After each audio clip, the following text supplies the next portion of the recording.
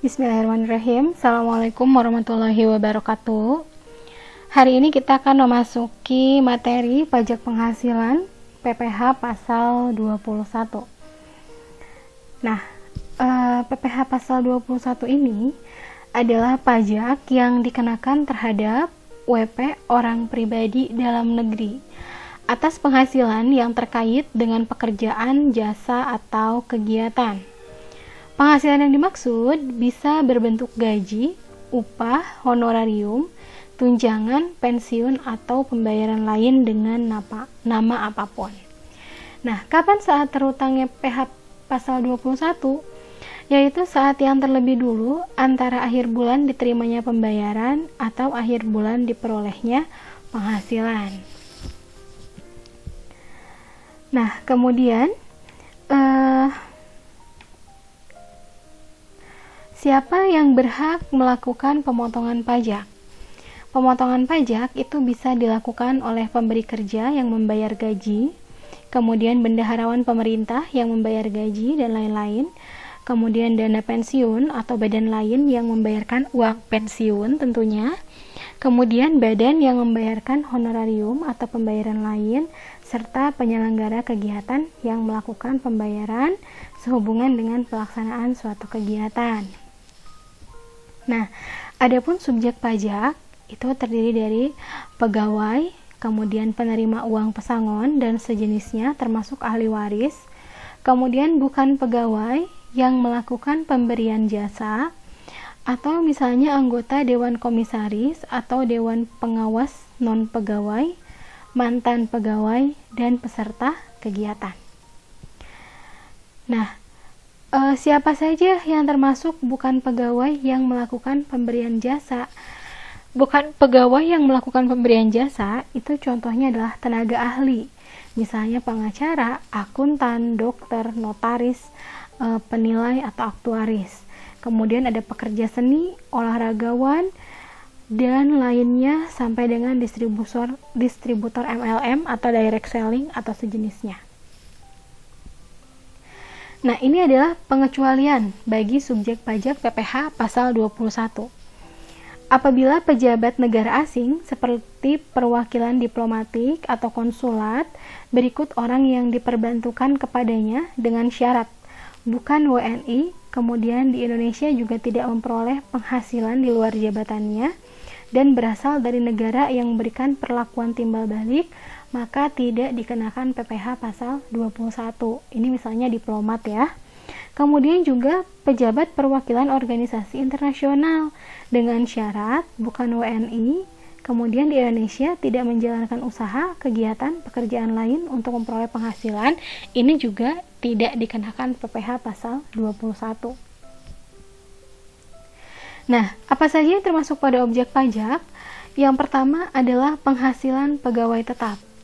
Kemudian juga penghasilan teratur penerima pensiun. Kemudian pembayaran sekaligus uang pesangon, pensiun, tunjangan hari tua, jaminan hari tua selepas 2 tahun sejak berhenti bekerja. Kemudian upah pegawai tidak tetap atau tenaga kerja lepas yang bayarannya bisa harian, mingguan, satuan, borongan, atau bulanan. Kemudian juga imbalan kepada bukan pegawai, imbalan kepada peserta kegiatan, penghasilan anggota dewan komisaris atau dewan pengawas non-pegawai, pembayaran kepada mantan pegawai, penarikan dana pensiun oleh pegawai, penerimaan dalam bentuk natura dan atau kenikmatan lainnya dengan nama dan dalam bentuk apapun. Nah, jadi objek pajak itu intinya adalah seluruh penghasilan wajib pajak orang pribadi, bisa dari penghasilan tetap atau gaji, atau juga bisa dari penghasilan jasa, atau juga bisa dari penghasilan musiman, misalnya kayak proyek borongan, proyek harian, mingguan, itu termasuk pada penghasilan ya. Nah, ada juga yang dikecualikan dari objek PPh pasal 21, yaitu santunan asuransi kesehatan, kecelakaan, asuransi jiwa, dwiguna, dan asuransi beasiswa, kemudian natura yang diberikan oleh WP atau pemerintah, iuran kepada dana pensiun, THT tunjangan hari tua, jaminan hari tua dibayar pemberi kerja, zakat atau sumbangan keagamaan wajib yang diterima OP, dan beasiswa. Nah, 5 poin ini dikecualikan dari objek PPh pasal 21. Nah, natura atau kenikmatan itu bisa jadi objek PPh pasal 21 jika diberikan oleh bukan WP atau diberikan oleh WP yang dikenai PPh final atau WP yang menggunakan norma perhitungan khusus. Kemudian natura dan kenikmatan lainnya yang diukur berdasarkan harga pasar atau nilai wajar. Natura atau kenikmatan ini contohnya misalnya saya bekerja pada sebuah perusahaan. Nah, kemudian setiap bulan saya menerima beras misalnya 1 karung ya 25 kilo dan susu misalnya 1 dus gitu ya. Nah, ini disebut dengan natura atau kenikmatan. Si beras dan susu ini bisa jadi objek PPh pasal 21, tapi syaratnya yang memberikannya bukan WP. Berarti kalau yang memberikan perusahaan itu dikenakan PPh pasal 21. Tapi kalau misalnya saya sebagai WP memberikan beras dan susu itu sebagai sumbangan, maka itu tidak dikenakan PPh pasal 21.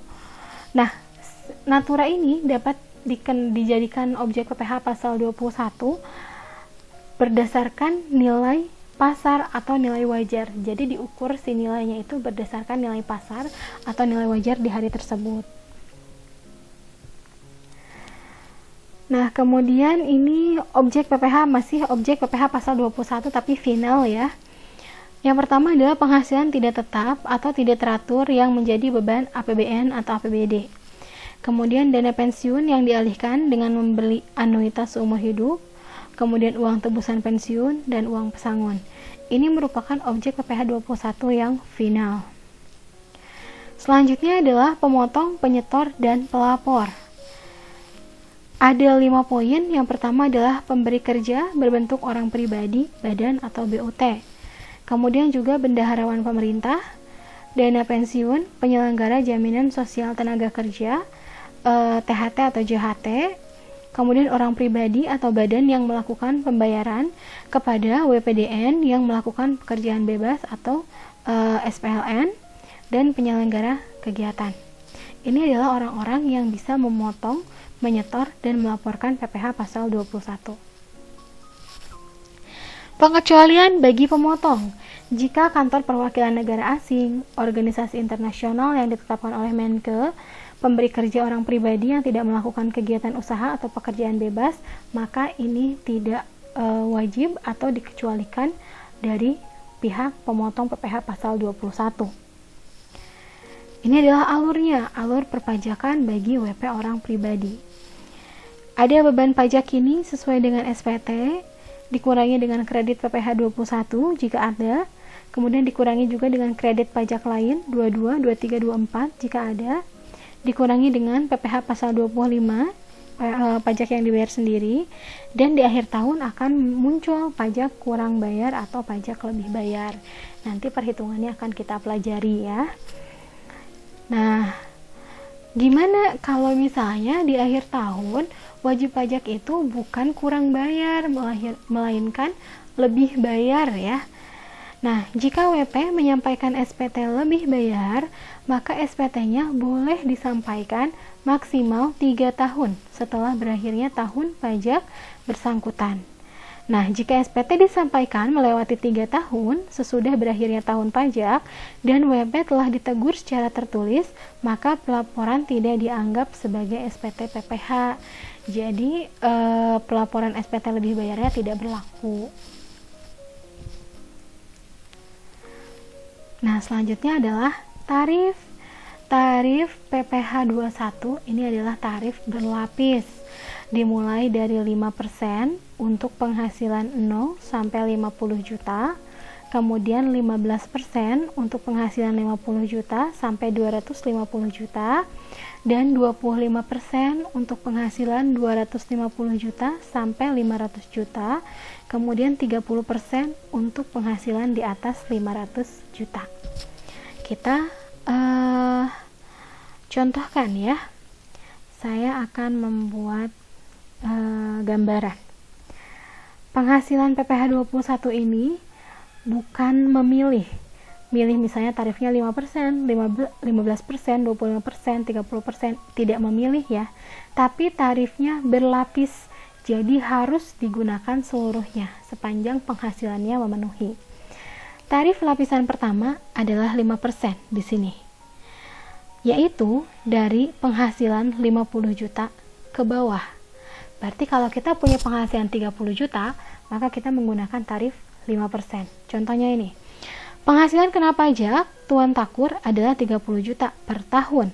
Berarti masuk ke lapisan ini di sini nih, 5%. Oke.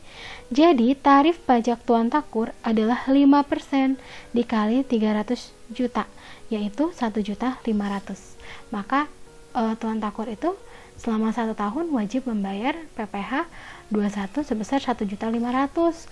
Tapi umumnya PPh itu dibayarkannya per bulan, maka 1.500.000-nya tinggal dibagi 12. Oke. Nah, kemudian bagaimana kalau misalnya kita punya penghasilan lebih dari 50 juta? Maka masuk ke tarif yang kedua. Tarif yang kedua berkisar dari 50 juta sampai 250 juta. Ini kisaran ya, 50 sampai 250 juta. Artinya kita punya selisih 250 juta dikurangi 50 juta. Berarti di sini ada selisih 200 juta dikenakan 15%. Oke. Kemudian tarif yang ketiga adalah 25%. Kisarannya dari 250 juta dan 500 juta. Berarti ini juga ada antara, betul, dari 500 sampai 250. Jenjangnya adalah 250 juta. Dikenakan nih 25%. Apabila penghasilannya lebih dari 500 juta, maka tarifnya adalah 30%. Oke, kita kasih contoh. Mr. Andrew punya penghasilan 100 juta.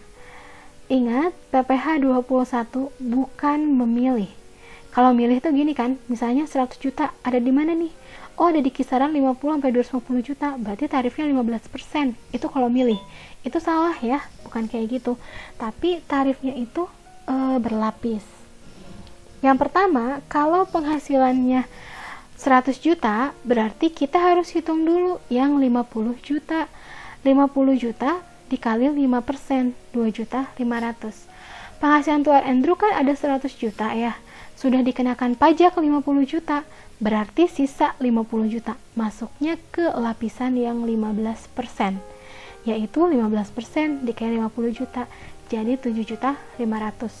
Jadi penghasilannya 50 juta, tambah 50 juta kan 100 juta ya. Jadi dikenakan tarif pajaknya dikenakan tarif pajaknya 2 jenis. Yang pertama adalah di lapisan 5%, di lapisan 50 juta.